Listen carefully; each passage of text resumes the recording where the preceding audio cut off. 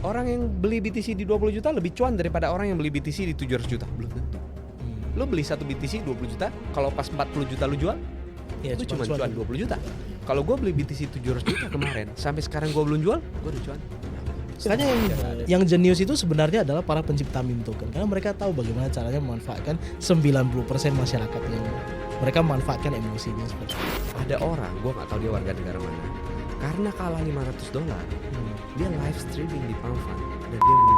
Simple, stigmanya adalah Web3 game itu tidak pernah punya konten yang bagus dan hanya fokus ke mencari Token. Kalau at that time lu nggak bangun Creo Engine, kira-kira lu lagi ngapain?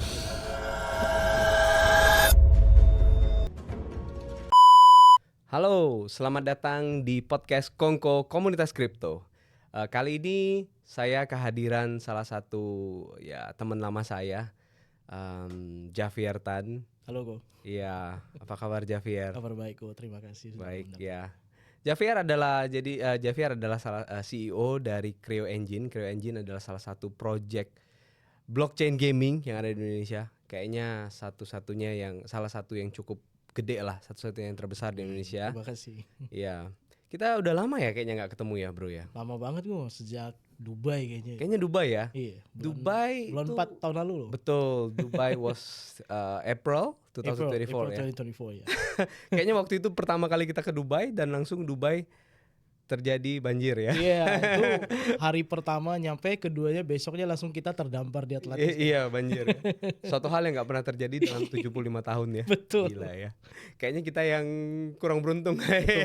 Jong ya. Jong ya. Tapi jadi bagian dari sejarah tuh. Jadi bagian dari sejarah ya. Seru ya panjat. Seru banget tuh. Dan lain-lain ya. Nah kan udah cukup lama nih, hampir setahun nih kita nggak ketemu. Gimana nih? Coba boleh cerita sedikit nggak soal projectnya Javier Creo Engine? Sip. Jadi sebelumnya terima kasih Kurobi udah ngundang saya di ini podcastnya. Dan salam kenal, nama saya Javier Tan. Saya ini seorang CEO dari project Creo Engine ekosistem, di mana kita menciptakan sebuah ekosistem yang meng-cater ke gamer dan para developer. Target kami sebenarnya sangat simpel ya, kita pengen jadi financial tool. Jadi kita pengen terutama untuk teman-teman kita di Indonesia yang saya rasa banyak orang tahu kalau Indonesia ini sebenarnya adalah penghasil gamer, salah satu penghasil gamer terbesar di Southeast Asia. Dan prestasi kita itu udah benar-benar nggak malu-maluin lah di negara internasional ya. Soalnya banyak teman-teman kita dari kanca-kanca e-sport yang memang sudah sering bermain di ajang internasional dan sudah menorehkan banyak prestasi. Nah, jadi kita di sini juga pengen menciptakan sesuatu untuk meng-cater ke Web3 community tapi yang gaming. Nah, jadi kita bikin platform seperti Steam but for GameFi. Kita bangun inventory and also Gamepedia supaya gamenya bisa masuk. Kita juga bangun beberapa infrastruktur untuk mendukung gamer dan juga developer di dalam platform kita sendiri. Nice. Nah ini kan udah dari 2021 ya kita develop. Betul. Javier develop project ini ya. Apa nih yang tantangan terbesar yang menurut Javier? Kalau kita cerita tantangannya kok ya, itu sebenarnya cukup masif ya. Karena tantangan yang pertama itu adalah, ini kita cerita dari konsep gaming atau konsep project atau konsep crypto nih, Konsep how you bring kan gaming tuh biasanya di dunia Web 2 ya. Betul. Ini kan you're making Web 3 gaming. Jadi apa tantangan terbesar dalam dunia Web 3 gaming ini? Karena Web 3 gaming dulu waktu di tahun 2021 kita tahu hype banget gitu. House of Axie Infinity dan lain-lain. Ya sekarang kan sudah ke tahap mature lah gitu istilahnya. Nah apa tantangannya? Tantangannya sebenarnya kalau kita jujur tantangannya banyak sekali ya kalau kita cerita dari semua sudut pandang, karena in general kan ya Koy. Tapi sebenarnya big three-nya itu ada 3. Big three ya. Yang pertama itu pasti inflasi ya. Inflasi, dimana kita tahu kalau ke blockchain gaming itu pasti erat hubungannya dengan cryptocurrency. Nah cryptocurrency ini kan ya tau lah kok, ini berhubungan dengan finance dan peggingnya dengan USD dan mata uang yang lain yang gitu, dan juga dengan token-token lainnya juga. Nah inflasi ini juga menjadi sesuatu yang menjadi problem yang cukup memprihatinkan. Yang kedua itu sebenarnya dari segi spekulasi, terutama di Asia. kita banyak sekali melihat orang suka menjadi spekulator ya. Spekulan-spekulan ini harga kripto bakal naik, harga kripto bakal turun, pasar digoreng ke arah mana berdasarkan dengan hype market yang ada sekarang atau mungkin yang nantinya akan mereka ciptakan, asumsinya akan diciptakan. Nah, ini juga sebagai salah satu market dunia yang memiliki spekulator paling banyak, which is in Southeast Asia. Kita juga menghadapi kondisi di mana walaupun token tersebut punya utilitas, itu tetap akan dispekulasi oleh orang. Ini yang kedua. Dan yang ketiga, ini sebenarnya salah satu yang paling penting, ini adalah lack of real value. Jadi banyak sekali orang merasa game token itu adalah sesuatu pelengkap. Dan tidak memiliki value secara real. Tapi saat ini, termasuk Creo Engine sendiri, kita juga sedang berusaha membuat token-token yang punya relasinya ke dunia nyata. Jadi kita mewujudkan play to earn secara real. Kita mewujudkan real world asset secara real. Jadi kita bisa pegging token kita nantinya itu ke aplikasi lain, ke platform lain, ke mungkin juga nantinya bisa ke komoditas lain. Nah menarik nih. Karena biasanya kan di dunia gaming seperti yang Bro bilang inflasi ya. Nah sebagai konteks teman-teman, inflasi itu di sini bukan inflasi mata uang IDR atau USD.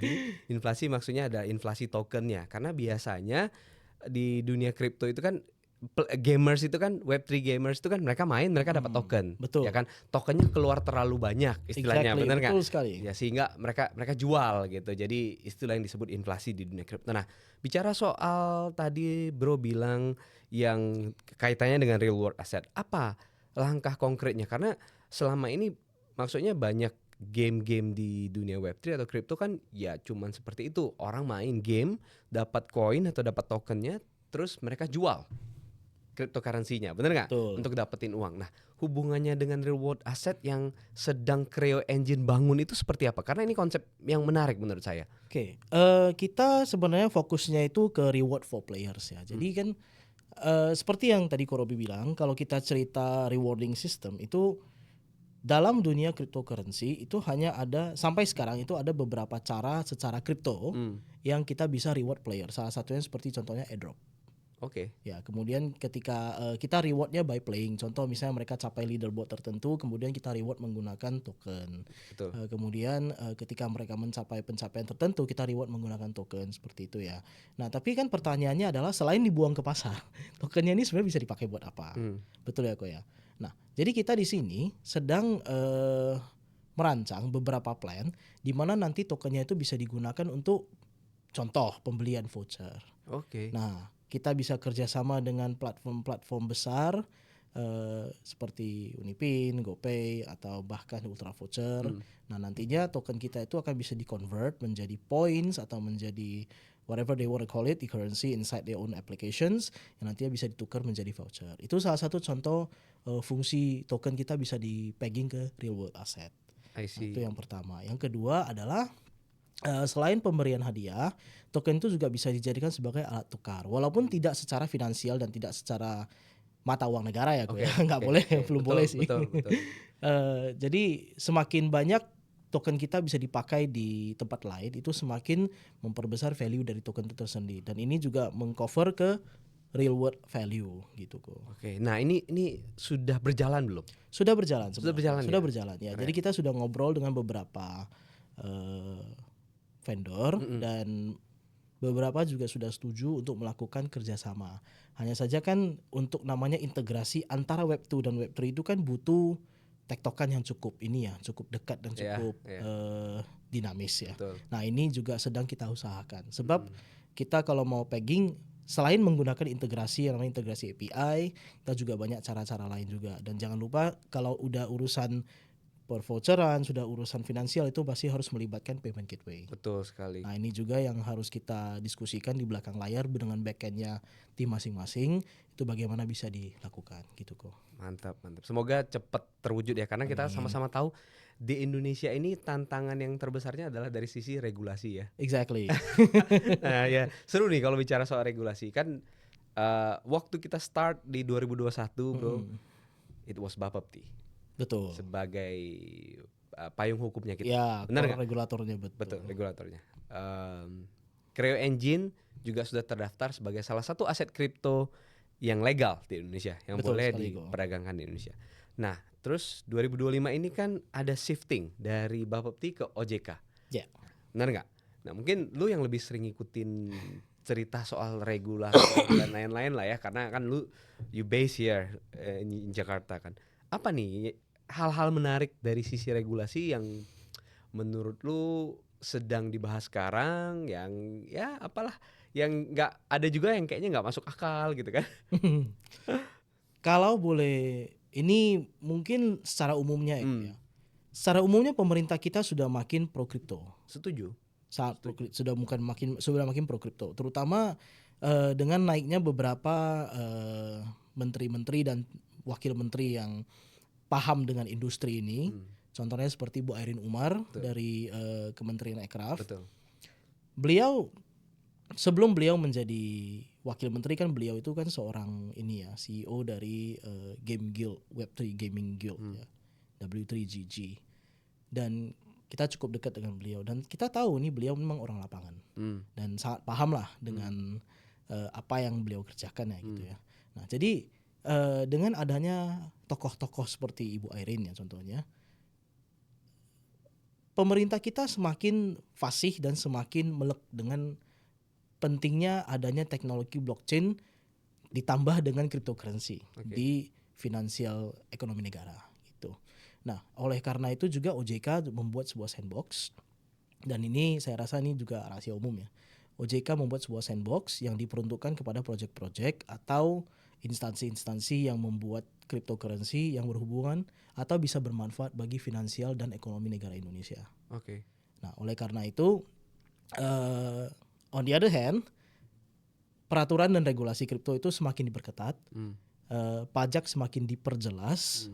In and out-nya berapa, maker-takernya berapa, dan kemudian terutama untuk centralized exchange ya, dan decentralized exchange itu sangat strong ya, itu relasinya dengan OJK gitu. Nah, belakangan kan kayak yang lu bilang nih, ada pajak tambahan dari CFX ya. Betul. Berarti kalau ada CFX ini, feeling lu nih, kedepannya di Indonesia kripto udah boleh main futures kah? Kalau saya bilang tapi ini purely assumption ya. Oke. Purely assumption, ini boleh salah, mungkin bisa salah, mungkin juga enggak. Kalau menurut saya sih bisa. Kedepannya ya. Kedepannya, karena kalau kita cerita futures ya, ini kan sebenarnya adalah notion yang sangat menarik ya. It's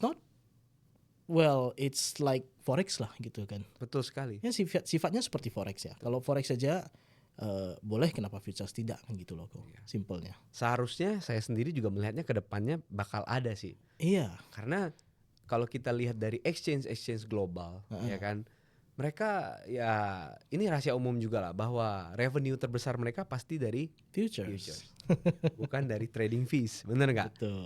Trading fees is another part, ya kan. Exactly. Dan ya saya setuju sih. Saya melihat dari 4 tahun perjalanan kita di dunia kripto, ya kan kita mulainya kayaknya mirip-mirip ya 2021 ya. Betul. Bener nggak ya? Betul. Ini cuman duluan koko ya. Ya duluan sebentar lah, beberapa bulan lah.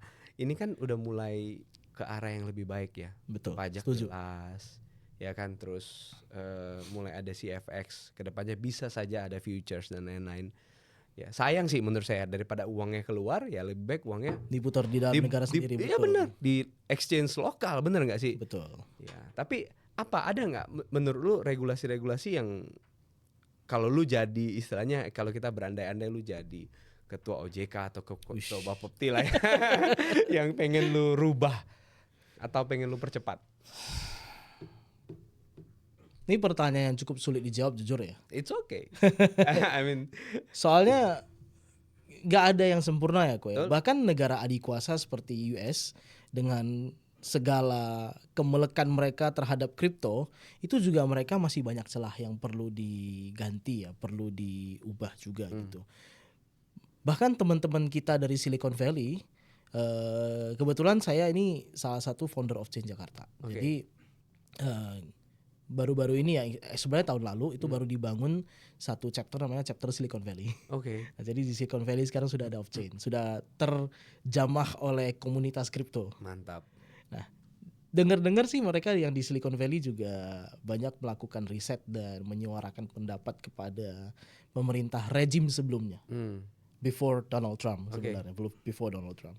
Jadi mereka juga berusaha supaya kripto itu sangat diperhatikan dan mereka melihat, terutama di negara barat ya kok ya, blockchain dan cryptocurrency itu benar-benar dilihat dari fungsi, utilitas dan kegunaan dan juga value. Jadi mereka tidak hanya, ini mungkin salah satu menangnya negara barat dibanding dengan Asia.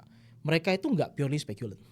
Mereka itu benar-benar melihat ke teknologinya, mereka itu benar-benar melihat ke use case-nya, mereka benar-benar melihat ke ini project bisa kemana. Oleh karena itu saya sebenarnya sangat salut ya dengan negara-negara seperti El Salvador misalnya yang menerapkan Bitcoin sebagai mata uang karena mereka menyadari pentingnya emas digital tersebut gitu. Menurut gua ya, sorry gua Kak, tapi menurut gua gua setuju dengan pendapat lu bahwa di sana mereka lebih melek teknologi dan lain-lain. Tapi pendapat gua salah satu alasan kenapa di Indonesia lebih banyak speculators atau gamblers lah ya kita bilang ya. Kan orang tahu kripto nggak di Indonesia? Tahu. Kayaknya siapa yang nggak pernah dengar kripto? 95% orang udah pernah dengar kripto lah. Rata-rata tapi main kriptonya di mana? Ya dia beli. Dia beli ikut signal atau apapun itu, terus dia nggak tahu sebenarnya fungsi dari token atau koin ini untuk apa. Setuju nggak? Bener nggak? Ya kan? Nah, oleh karena itulah juga sebenarnya kenapa kita dari Launchpad itu akhirnya kita bangun suatu platform lah, kita bilang pembelajaran yang namanya komunitas kripto. Karena kita sadar 80% atau 90% orang tuh main kripto itu cuman mereka berharap harganya naik. Betul. Hari ini beli token Creo, oh ya harapannya nanti bull market 2 kali lipat, 3 kali. Bener nggak? Tapi sebenarnya mereka nggak tahu token Creo itu bisa di withdraw ke wallet, bener nggak? Dan dipergunakan untuk main game, beli NFT dan lain sebagainya. Banyak orang yang nggak paham itu. Nah, kalau pendapat saya pribadi, salah satu alasannya selain masalah melek teknologi dan lain itu bahasa merupakan suatu tantangan. Lu setuju nggak bro? Karena reading something in English, apalagi yang teknikalnya terlalu banyak, jargon-jargon teknikalnya terlalu banyak tuh sesuatu yang membingungkan loh. I still remember the first day I get acquaintance into crypto, ya kan? Gue buka Binance ya, dulu kan Binance ya, dulu belum ada yang lain. Ini bingung banget nih, tombolnya banyak banget. Apa ini? Bahasa Inggris lagi. Istilah-istilahnya dalam yang gua nggak ngerti lagi, finansial kan. Jadi, akhirnya dicoba satu-satu gitu. Akhirnya malas dulu pertama. Kalau nggak ada yang ngajarin atau temen yang ngajarin, aduh, gitulah. Lu setuju nggak? Atau apa menurut lu tantangan terbesarnya bagi orang Indonesia? Kalau gue ya, I'd say in financial world ya. Tapi ini purely based on my experience. Kalau kita cerita di dunia finansial, kalau udah berhubungan dengan uang, bahasa itu nggak jadi masalah. Because they only speaks one kind of language, which is money. Menurut gue ya. Nah, jadi ketika udah berhubungan dengan uang, itu gue mati pun gue harus paham. Orang kalau nggak paham main futures itu kan pada belajar juga kan, buy and sell-nya, percentage-nya, kemudian ratio-nya berapa kali, kan segala macam itu kan dipelajarin juga. Dan saya rasa kalau kita cerita tentang jargon teknologi, oke, saya paham. Apalagi kalau kita cerita tentang project-project seperti AI driven games, AI agent yang sekarang lagi hype kan, kemudian DeFi dan DePIN, apalagi DAI, decentralized AI, itu semua menggunakan jargon teknologi yang cukup advance. Sehingga ketika orang yang kurang paham teknologi seperti saya, contohnya saya baca dokumennya itu saya bisa pusing 7 keliling. Itu jujur. Iya. Tapi kita akan cenderung sebagai seorang manusia, kita akan mengarah ke bahasa yang kita paham. Nah, kalau saya nggak paham jargon teknologinya, yang saya baca berikutnya adalah tokenomics-nya. Saya akan baca tokenomics-nya. Oke, ini tokennya berapa, total supply-nya berapa, kemudian pembagiannya berapa persen kemana, developernya pegang berapa, dan untuk community-nya berapa, untuk advisor-nya berapa. Dari situ kan kita sebenarnya bisa menilai project ini sebenarnya dirancang untuk long term apa short term, gitu ya gue ya. Maksudnya melalui tokenomics-nya. Dan sebagai pemilik sebuah Launchpad, saya rasa Koko udah capek deh baca tokenomics yang sekian ratus project kan, betul ya gue. Dan kalau dari saya sendiri sebenarnya ya tantangan di orang Indonesia itu mungkin di edukasinya kok. Oke. Edukasi tapi bukan edukasi bahasa ya, bukan edukasi jargon teknologi yang kaku, tapi edukasi mengenai apa itu cryptocurrency, mengenai apa itu project-project kripto dan potensinya. Kenapa? Ketika ini kembali saya menggunakan bahasa berjudi ya. Ketika seseorang berjudi, ketika saya masuk ke kasino di Las Vegas, saya nggak semua orang itu pandai membaca kartu kok. Ada yang bisa membaca kartu blackjack, oke, ini berikutnya berapa. Tapi saya lihat kartu, oke, angka saya 6. Hit me. Berarti kalau saya dapat 13 pun saya masih aman. Saya dapat king pun, king kan 13 ya kok ya. Saya masih 19. I'm just 2 number away from 21. Oke. I'm still safe. Orang mikirnya begitu. Jadi mereka cari convenience-nya. Sama seperti project crypto. Saya rasa sih begitu ya kok. Jadi ketika orang mencari gampangnya, the easiest way is to guess.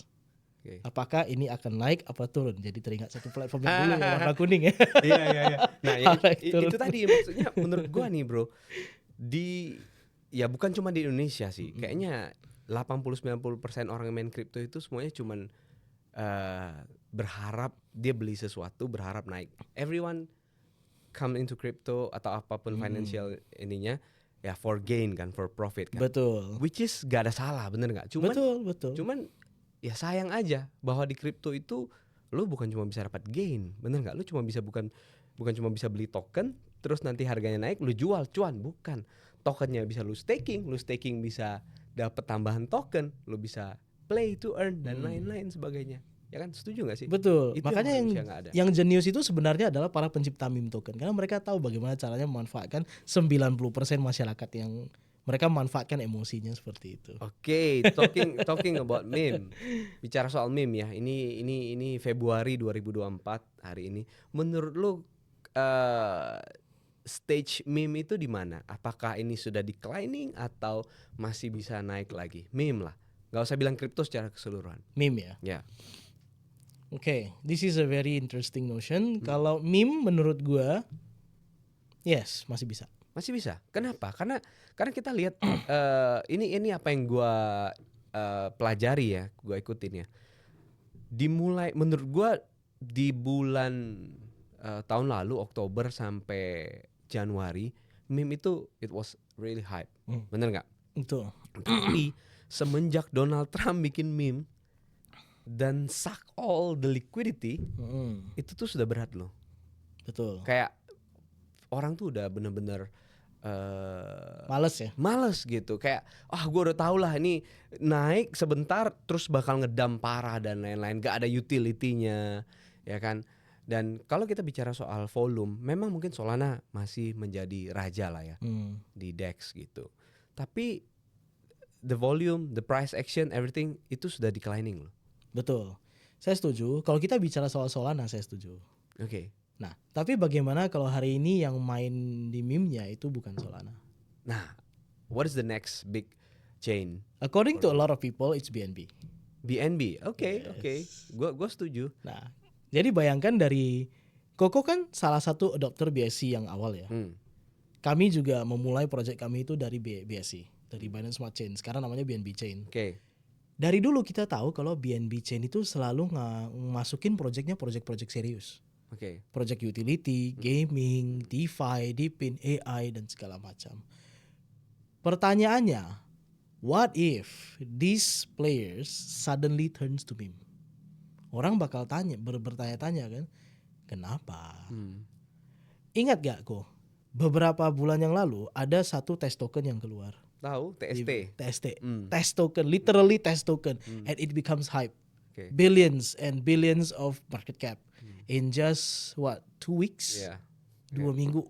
Dan itu yang cuman iseng-iseng masukin cepet dolar, itu tiba-tiba jadi ratusan ribu. That was, oh my god, it's blowing my head away. Ini test token loh bro, it's not even literally a token. Dan ini benar-benar bikin orang jadi kaya. Oke, tahu nggak kenapa? Siapa yang nge-hype-in kalau menurut lo? Iya, CZ dong. Bener nggak? Betul. Nah, terus ya gue setuju sih. Tapi maksudnya kayak, dia kan nggak ada utility dan lain-lain sebagainya. Apakah bisa bertahan? Dan dia ngaku kan itu test token sebenarnya. Betul. I'm not doing anything. This is literally a test token that Yeah. becomes a hype kayak gitu. Yeah. Nah, so but people speculate kok. Nah, jangan lupa kita balik lagi ke poin kedua, problem speculant. Setuju. People speculate. Ini pertanyaan sama seperti kenapa kasino di Las Vegas nggak pernah kosong. Bener juga sih. Bener ya? Bener juga ya. Tapi gini, oke, bicara soal speculating dan lain-lain kan.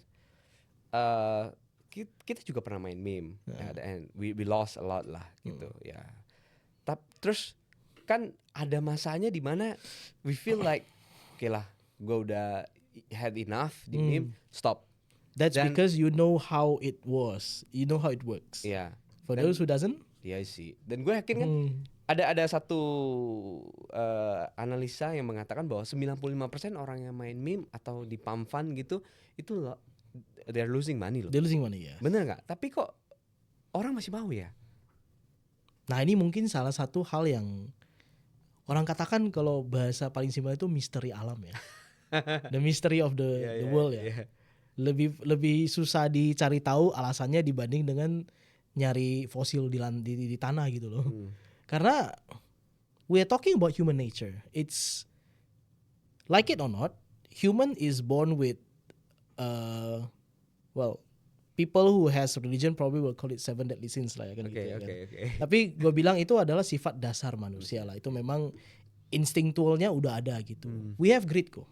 Ya, Semua orang pasti punya greed. Betul. In one way or another. Mau itu greed uang, mau itu greed barang gitu ya kan. Nah itu apalagi orang yang punya ambisi ya. Orang yang punya vision itu greednya itu pasti besar. Nah untuk spekulan itu mereka punya greed sama seperti gambler, sama seperti penjudi ya. Mereka punya greed dengan harapan gue bawa $1,000 nih masuk ke Casino Vegas. Gue berharap keluar bawa $1 juta. Oke. Gitu dong. Nah even though I lost $1,000, it's a risk that I'm willing to take. Okay. That if you are willing, that means you are ready to lose the money. Walaupun lu ujung-ujungnya mencak-mencak, banting-banting meja, you destroy your laptop. In the end, minggu depan kalau ada keluar meme baru main lagi.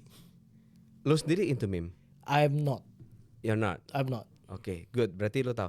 Tapi bicara soal ini, gue baru denger berita, kayaknya baru kejadian sekitar 2 hari yang lalu.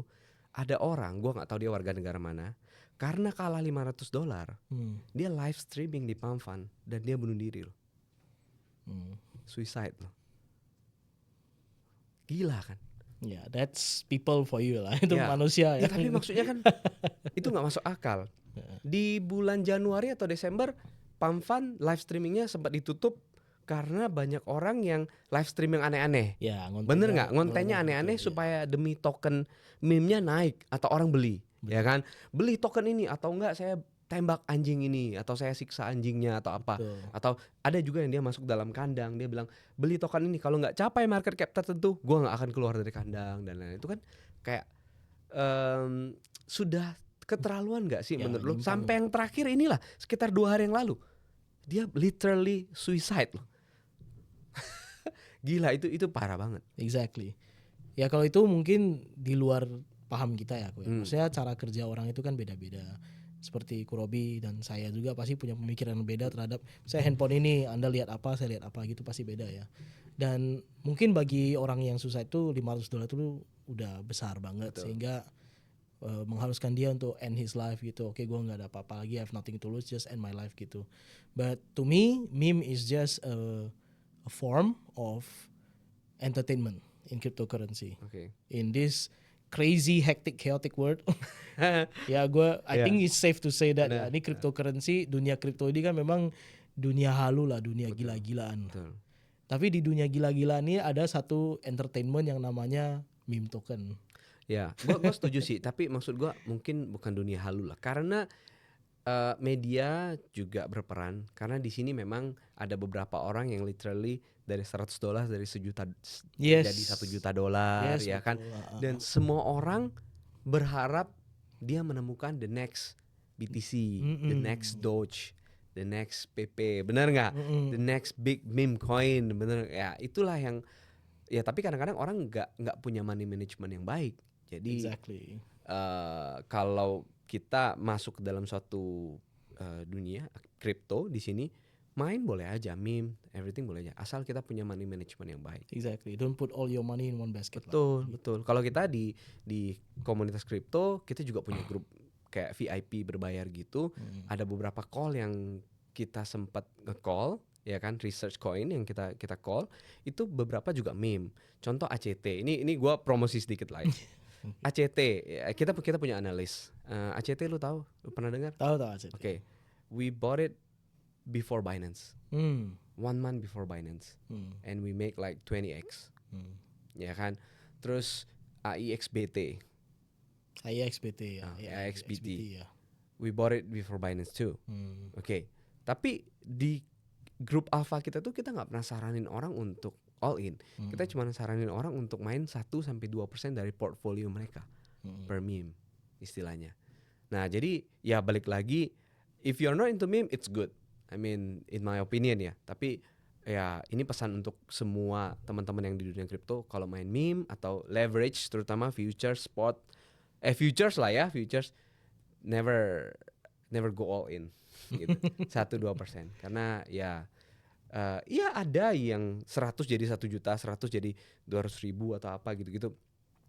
Cuman dia mungkin it was not his first attempt. Gak mungkin pertama kali langsung begitu, benar gak sih bro? Betul. Iya. Kayak main raffle lah bro. Maksudnya kita main raffle di game, let's say like a betting app gitu ya kan, casino online gitu.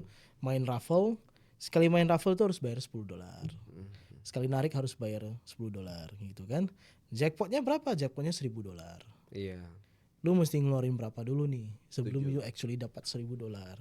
Dan orang nggak akan peduli dengan uang kecil, misalnya sekali taruh 1 atau $10, mereka pedulinya ke jackpotnya, which is $1,000. Jackpotnya ya. Karena gimana? Orang pikirnya begini, kalau gue masukin $900 dan gue dapat $1,000, gue masih untung cepet. Setuju. That's how the brain works. Betul. Nah, balik lagi lah, kita bahas soal Creo nih. Mari. Apa nih visi dan misi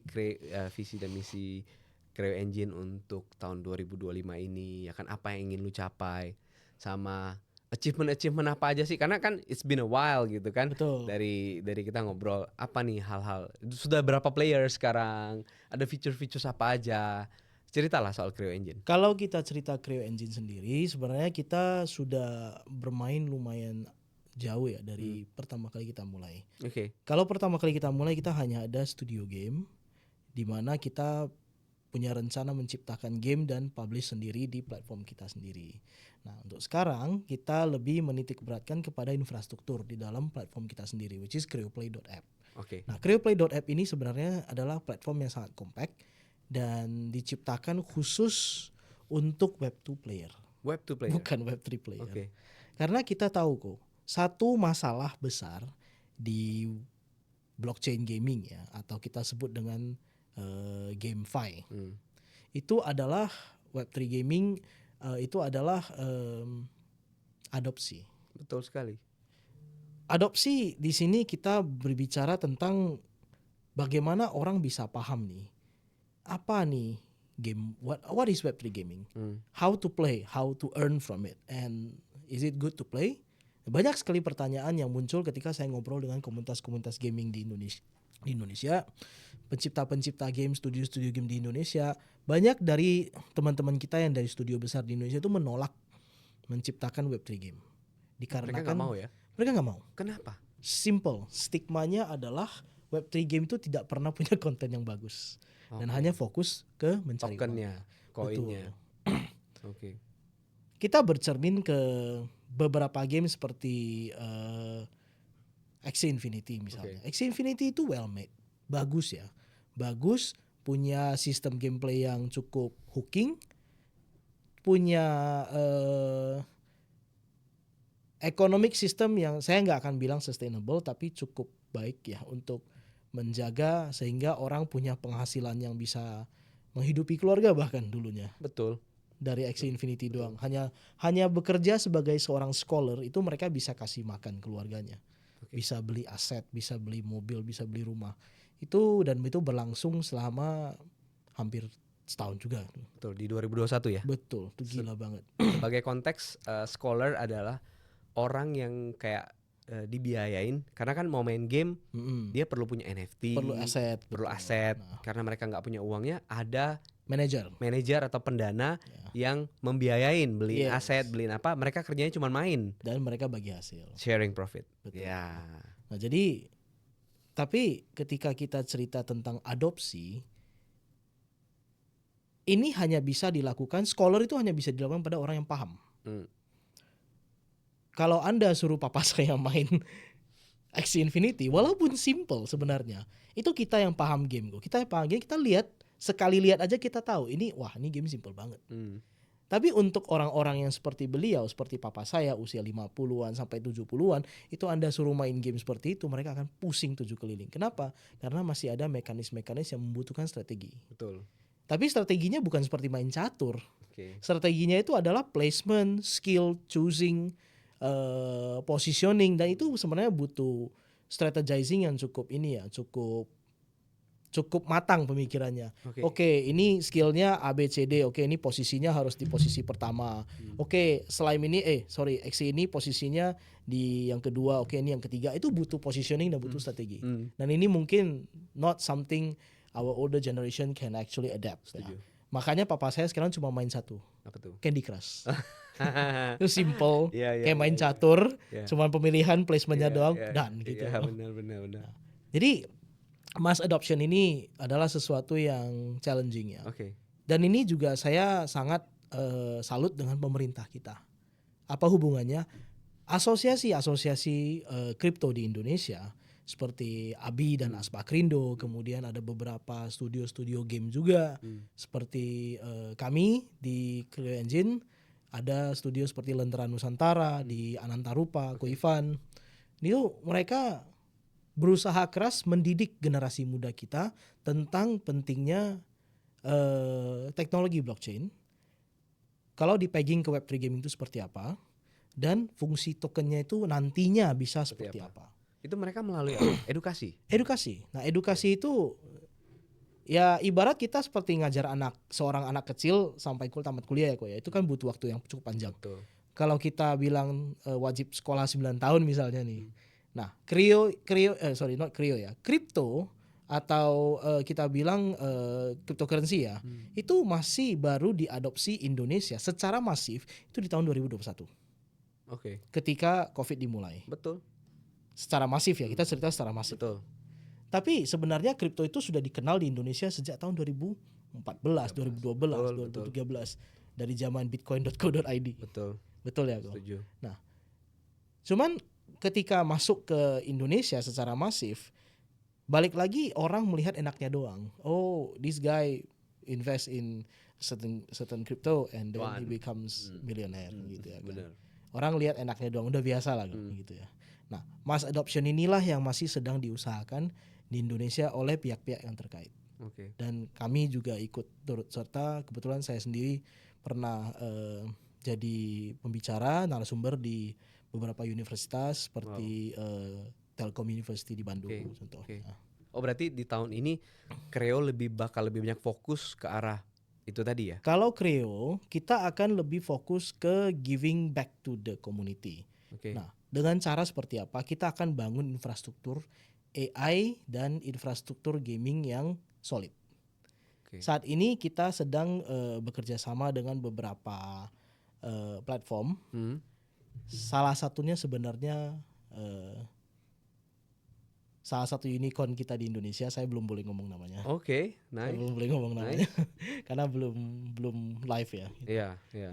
But we are happy that we can actually work together with them. Karena salah satu cara masuk mass adoption biar orang tahu studio di balik game ini siapa. Dan nantinya adopsi kripto itu bisa kita dorong kepada mereka. Saat ini kita mulainya pasti sudah pasti dari segi Web2 dulu. Betul. Segi Web2 dulu, dan next baru kita akan dorong ke adopsi Web3. Setuju. Karena itu ada hubungannya. Nanti kan akan ada hubungannya.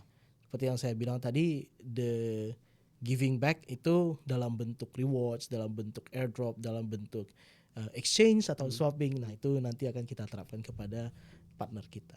Kalau lu lihat nih prediksi lu, berapa lama sampai kayak web to gamers itu bisa menyadari kayaknya main game di dunia Web3 ini lumayan menarik ya gitu. Selain fun, bisa cuan dan lain-lain. Kapan nih? I'd say ini spekulasi, balik lagi spekulasi gua sendiri. I'd say 3 to 5 years. From now. Kenapa? Simple. Game adalah salah satu industri yang tidak mati-mati kok. Setuju. Dari zaman saya kecil. By the way, just as an info, konsol pertama yang saya mainkan itu adalah Sega. Oke, sama lah berarti seumuran kita. Kalau Sega. ngomong Sega sama anak muda sekarang mungkin nggak tahu ya. Mereka taunya mah game-gamenya doang mungkin. Iya. Duluan Sega atau Nintendo? Nintendo. Kayak I have Nintendo. Nintendo, Atari Ya Atari duluan. Gini-gini ya. Iya, Atari, Nintendo, Sega, kemudian baru masuk ke Sony. Iya. Jadi saya mulainya dari Sega. Baru saya actually Sega kemudian baru rollback ke Atari dan ke Nintendo. Oh gitu. Ya, jadi main Sonic dulu, baru main Mario Bros sama main Space Invader gitu. Oh iya. Makanya kalau saya sendiri sebenarnya saya pengen sekali ngajak Hajime Satomi untuk kerjasama kalau bisa. Hajime Satomi. Itu CEO-nya Sega.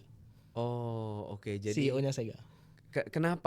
Kenapa lu pengen ajak dia untuk kerjasama? Ada 3 alasan, dan 3 alasan ini adalah alasan kenapa saya menyukai tim Sega sebenarnya. Oke. Yang pertama itu mereka selalu risk taking. Oke. Sebelum ada konsol yang setara, mereka bereksperimen dengan Dreamcast. Oke. Dreamcast, Koko ingat itu konsol yang bentuknya kubus gitu, Ya, kecil. ya. Dreamcast. Nah, Dreamcast itu kenapa mereka berani ngambil resiko? Karena mereka dia pelopor online game secara konsol. Dan itu adalah konsol pertama yang menggunakan visual memory unit. Jadi memory unitnya itu ada gambarnya. Oh. Walaupun terakhir Dreamcast memang bukan ini ya, nggak jadi sesuatu yang berhasil. Oke. Tapi Nggak booming lah ya. nggak booming. Ya. Jadi langkah mereka ke konsol itu cukup berani ya menurut saya. Nah, orang lain belum bikin ya udah bikin duluan, udah tes duluan. But I think the timing is wrong. Makanya Dreamcast nggak terlalu jalan. Okay. It's way too early. Oh, way too early. Benar. Gua setuju juga nih. Ahead of the time gitu. Ya, sesuatu yang ahead of the time nggak akan bisa jalan juga. Banyak orang yang ngomong kalau sekarang kan Gojek lah kita bilang ya, Yes. ride hailing apps ya, itu kan booming. Kenapa? Karena smartphone sudah umum. Semua orang sudah punya handphone. Betul. Kalau lu bikin aplikasi ini, ride hailing app di tahun 2003 Ya, atau 2000 zaman awal, MIRC ya. Ya, zaman Nggak akan MIRC jalan. atau zaman ya kan nggak akan jalan. akan Bener jalan. nggak? Kayak it's impossible. Jadi sesuatu memang harus sesuai dengan masanya juga ya. Exactly, betul sekali. Nah, itu salah satu yang kami alami juga di Oke. Creo Engine sebenarnya. Ya. But that's about the timingnya. Nah, kedua kenapa saya suka dengan tim Sega itu karena mereka lah pioner arcade gaming. Saya besar main arcade game. Kurobi kan tahu ya, kalau saya ini kan pecinta RPG kelas berat nih. Iya. Dan tapi dulu sebelum saya main RPG, saya mainnya itu game-game arcade. Ya itu arcade tuh rata-rata dari Sega. Seperti House of the Dead, Virtua Fighter, itu semuanya game-game Sega. Sonic the Hedgehog. Ya. Game yang gue inget gue main di Sega cuman Sonic the Hedgehog. Sonic the Hedgehog. Itu banyak banget serinya. Yang lain gue lupa. Itu banyak banget. Ada Golden Axe juga. Itu kan sebenarnya game yang kita ketemukan di konsol, di arcade. Betul. Di arcade kemudian mereka jadikan jadi kaset. James Bond misalnya. Ya. Ya 007 yang mereka masih pakai gambarnya itu Pierce Brosnan. Iya. Ada Shinobi juga, Shinobi 3, Shinobi 1. Nah, itu semuanya saya alamin dan saya cukup perfeksionis mainnya kok. Dulu saya main Shinobi, itu saya punya satu conviction. Kalau saya mati sekali aja, saya tutup. Kenapa? Karena saya gini, saya mainnya itu hard mode. Oke. Jadi hard mode itu mulai dengan dia kan ninja kan ada shuriken ya, Ya. dan lempar pisau. Ya. Dan kita kalau hard mode mulai itu tuh 0. Oh. Tidak dapat sama sekali. Ya, Jadi lu harus collect dari awal sampai akhir game itu harus collect. Once you're dead, your inventory becomes 0. I see. Jadi pernah gue main sampai itu totalnya ada 8 stage. Gue main sampai stage 7 perfectly, I didn't die at all. Gue collect shurikennya itu sampai 1096. Wow. And menuju ke stage 8 gue mati. Wow. 0, gue tutup. ini Javier nih benar-benar seorang gamer sejati ya, gitu ya. Sampai angka-angkanya pun berapa banyak ininya pun dia hafal ya. Karena sakit hatinya real kok. Berarti sama kayak beberapa trader kripto ya. Betul. Yang minusnya dia hafal ya. Minusnya dia hafal. Itu jadi cambuk buat kita. Oke, next gue main, gue tahu oke, dia kan nembak dari bawah, oke gue nggak mau lagi. Nah itu yang bikin game-game terdahulu itu kan game-game terdahulu selalu ada patternnya, selalu ada patternnya dan kita jadi pandai gak baca pattern. I see. The last reason why I like Sega is because they are one of the first adopters of Web3 blockchain di Jepang. Oh ya, mereka masuk Web3 blockchain. Mereka masuk. Walaupun sekarang mereka pull out karena balik lagi they move too fast. Oh, oke.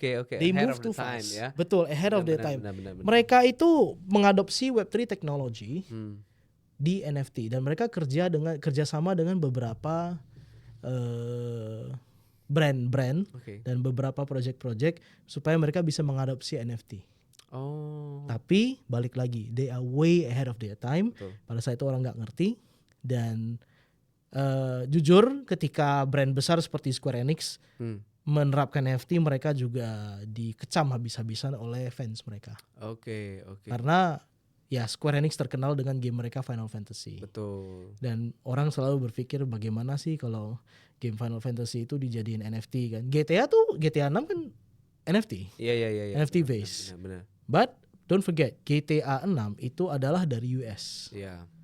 Jadi beda Rockstar Studio dengan Square Enix ya. Mereka bangun game yang marketnya itu benar-benar jauh berbeda. Apalagi dengan game-game besar seperti Final Fantasy yang punya storyline yang cukup cukup complicated. Itu kalau dijadiin NFT bagus nggak? Menurut saya sih bagus sekali ya. But not to a lot of people. I see. Gitu. Oke. Nah jadi nih lu kan sebagai seorang gamer sejati, gue yakin ada beberapa teman-teman kita juga gamers. Gue nggak tahu Web 2 or Web 3. Apa nih? Ada nggak pesan lu buat gamers lah? Pesan buat gamers. Terutama mungkin Web 2 gamers. Oke. Supaya mereka bisa lebih sedikit kebuka. Ada Web 3 gaming nih. Kalau pesan buat gamersnya sih mungkin belum ada, karena kalau gue nilai diri gue sebagai seorang gamer, gue juga nggak akan mau sih main game jelek. Oke. Oh berarti lu akan main game yang menurut gue pantas. Grafiknya bagus. Enggak gitu. kok. Enggak mesti grafik. Enggak mesti grafik. Oke. Apa itu? I came from generation where I play 8-bit game go. Jadi grafik bagi gue itu adalah walaupun penting itu secondary. Oh. Yang penting bagi gue adalah konten. I see. A game konten. Konten. Ceritanya RPG banget gitu ya. Enggak, ceritanya, mekanisnya. Saya punya kesukaan kedua selain RPG yang sama beratnya dengan RPG, yaitu TCG kok. Apa itu? Trading card game. I see. I'm not a gamers myself. Jadi gua main game dulu zaman-zaman kecil, kita kecil, bener nggak? Sega, Nintendo. Betul. Karena dulu nggak ada handphone bro. Yes. Itu hiburannya. Oh zaman dulu orang tua kita suruh kita pulang kan, karena mainnya kebanyakan di luar. Iya bener. Di rumah kita mainnya Sega, Nintendo gitu. Dan gue masih ingat main Sega sama Nintendonya cuma boleh hari Sabtu sama Minggu Iya, atau betul. hari Minggu doang gitu kan. Sisanya disimpan supaya sambil belajar. Betul. Nah apa ya mungkin beda. I'm not gamers myself kan. Mungkin gue sampai hari ini pun dulu gue sempat main kayak Dota, Mobile Legends yang booming kan. Ya kalau sekarang kan enggak. Nah jadi lu sendiri berarti lu melihat bahwa harus ada konten yang menariknya ya supaya Web 2 gamers bisa masuk ke Web 3 ya. Betul. Karena Web 2 gamers itu menghargai karyanya. Sebagai seorang Web 2 gamers ya, karena saya juga berangkat dari traditional gamer. Dan saya rasa semua orang juga begitu. Kenapa kita main Sonic the Hedgehog? Itu bertanya kembali ke diri kita sendiri ya. Kenapa dulu saya main Mario Bros? Kenapa dulu saya main Sonic the Hedgehog? Kenapa dulu saya main Shinobi? Kenapa dulu saya main Pokemon Card? Kenapa dulu saya main Yu-Gi-Oh misalnya? Atau kenapa sekarang saya main Magic the Gathering? Itu saya koleksi kartunya, saya koleksi main Commander deck yang isinya 100 kartu. Iya. Jadi itu kan Karena setiap game itu punya daya tariknya sendiri. RPG kontennya adalah seperti yang tadi Koko bilang, jalan cerita. Nah selain itu apa? Mekanisme. Di setiap Final Fantasy mekanismenya itu sama-sama tapi hampir beda. Contoh 1 sampai FF1 sampai 6 itu masih konsepnya masih sama. Masih turn based, kemudian masih pemilihan, terus ada jobnya. Oke, job kamu apa? Knight, ninja, thief sampai segala macam seperti itu. Tapi masuk ke 7 mereka ganti konsep. Mau dapat magic harus pakai satu item namanya materia. Di 8 dapat magic harus narik dari musuh. Di 9 dia balik ke awal. Setiap karakter punya skill set masing-masing. Tapi dia punya trik-triknya masing-masing gitu. Jadi setiap game itu punya mekanisme yang bikin otak kita jalan. Jadi mikir ya. Jadi mikir. Nah, itu yang saya ada suka. satu challenge ya. Betul, itu yang saya suka. Nah, kalau saya beda tipe kayaknya. Dulu Final Fantasy di PlayStation kan. Final Fantasy mulainya di Nintendo. Nintendo ya. FF1. Kayaknya gua nggak main deh. Gua nggak main Final Fantasy. Pernah main, tapi kayaknya otak gua nggak nyampe, jadi gua tinggalin. Game yang selalu gua mainin di konsol dulu itu Winning Eleven. Iya. Cuman suka main bola. Itu game yang paling gue hindari. Oh, gitu ya? Berarti kita dua hal yang berbeda ya. Beda. Kalau gue nggak suka sport game, jujur. Gue kurang Oke. terlalu into the sport game. Makanya teman-teman gue main FE kan, main FE yang sekarang lagi FE. Dulu namanya apa? Football Manager ya. Ya. Itu head developer kita itu main Football Manager dari tahun 2009 Sampai hari ini. sampai sekarang 900 jam lebih totalnya di Steam. Wow, 900 jam lebih. amazing. Gila kan? Ya, Gue nggak sanggup bos. nggak sanggup ya. Nggak sanggup. Ya. Nah, oke, kita bicara sedikit soal di luar kripto lah. Lu bangun Creo Engine dari 2021, bener nggak? Betul. Kalau at that time lu nggak bangun Creo Engine, kira-kira lu lagi ngapain? Kan ini kalau kita bicara history ya, saya kan berangkat dari Web 2 business. Oke. Jadi saya orang Medan by the way, orang Medan, dan kami punya beberapa lini bisnis seperti properti, I see. F&B, ada juga financial business lah. Oke. Nah mungkin saya akan menjalani itu, mungkin lebih condong ke properti. Mungkin lebih condong ke arah properti ya. Betul. Oke. Tapi when you jump into crypto and Web3 business, ada yang lu sesalin nggak? Atau maksudnya lu ada beberapa orang yang bilang, aduh, if I can turn back the time 2021 gue nggak mau ke crypto lah, gue properti aja gitu. Aduh, You? kalau gue kebalikku. Kebalik kenapa? If I can turn back the time to 2011, Oke. gue akan simpan uang gue beli Bitcoin. Gue bakal begitu. Semua begitu. Because I have the revelation of Bitcoin bakal jadi 120.000 nih. Oke. Tapi lu harus tahu, ya, ini yang selalu kita sampaikan juga di komunitas kripto. Lu dapat BTC murah itu belum tentu kaya lo. Betul. Karena banyak sekali Banyak sekali. obstacle ya. Kadang Oke. ada yang hilang. Benar. kan itu. Gak usah bilang hilang. Oke. Karena banyak orang, kenyataannya teman-teman saya sendiri nih, mereka beli BTC di harga 20 juta, 30 juta. Itu pada saat mereka harganya naik 3 kali lipat, nggak usah 3 kali lipat lah, 2 kali lipat atau 1 kali lipat aja, duit 20 juta lu jadi 40 juta, mereka jual. Betul. Ya. Jadi balik lagi, nah justru di komunitas kripto ini kita memang mau ngajarin orang punya mindset investment yang benar. Betul. Ya kan? Setuju Jadi, sekali. Orang yang beli BTC di 20 juta lebih cuan daripada orang yang beli BTC di 700 juta, belum tentu.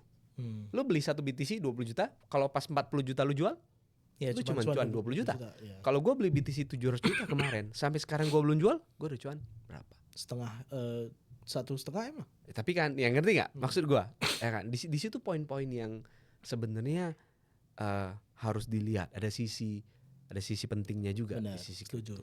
Setuju nggak bro? Setuju sekali ya. Karena ya teman-teman kita banyak gitu kan. Iya. Beli berapa? 1000 BTC di tahun 2013. Oke. Sekarang sisa berapa? Sisa 10 bos. Apa dijual? Masih enak kalau sisa 10. Kalau ada yang udah dijual semua gimana ya kan? Makanya kan masing-masing orang itu kan punya mindset berbeda. Ada yang beli udah lupakan. Ya. Ya. Jadi kalau lu harus misalnya nih, seandainya kita ya touch wood, harusnya kripto sih masih is here to stay lah ya, bener nggak? It will be here. Kita lihat ke depannya malah makin bagus kan. Kalau seandainya kripto tiba-tiba kurang bagus atau apa, what will you do now? Wah, that's a tough question. Property? Mungkin ya. Mungkin. Tapi saya punya passion di mengajar sebenarnya. I see. Saya punya passion di mengajar. Dulu sebenarnya saya pernah sempat jadi guru. Guru dan tutor untuk bahasa Inggris buat ngirimin orang ke luar negeri untuk sekolah. TOEFL, IELTS. Yeah. I can deal with those kinds of people. Dan murid saya juga rata-rata dari kalangan level SMA ke atas ya. Jadi ada yang udah bekerja. Pernah saya dapat 2 orang pegawai negeri dari Departemen Keuangan. Ada satu dari Departemen Perpajakan. Dulu juga ada satu guru besar S2 mau menuju S3 dari USU. Wow.